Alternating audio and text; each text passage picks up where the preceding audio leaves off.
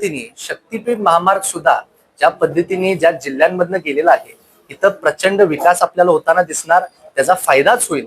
परंतु विरोधात काम करत असल्यामुळं काही नेते मंडळी त्या प्रोजेक्टचा फक्त शेतकऱ्यांना घेऊन त्यांच्यामध्ये काही चुकीचा निरोप देऊन किंवा त्यांची दिशाभूल करण्याचा प्रयत्न करतात. तिने शक्तीपीठ महामार्ग सुद्धा ज्या पद्धतीने ज्या जिल्ह्यांमधनं गेलेला आहे इथं प्रचंड विकास आपल्याला होताना दिसणार, त्याचा फायदाच होईल.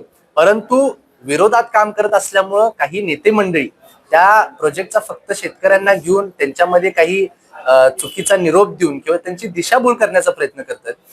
सन्मान्य मुख्यमंत्री साहेबांनी वारंवार हे सुद्धा सांगितलंय, शेतकऱ्यांना मी स्वतः हे माझ्या डोळ्यांनी बघितलंय. जेव्हा त्यांचा कोल्हापूर दौरा होता, कोल्हापूरमध्ये विशेषतः जास्त करून विरोध आपल्याला दिसत होता, तिथं त्यांच्या समोर 1000 शेतकरी जवळजवळ 25 ते 30,000 शेतकऱ्यांच्या सह्या घेऊन आले होते आणि त्यांनी त्यांना सांगितलं की साहेब आम्ही ह्या प्रोजेक्टचं समर्थन करतो.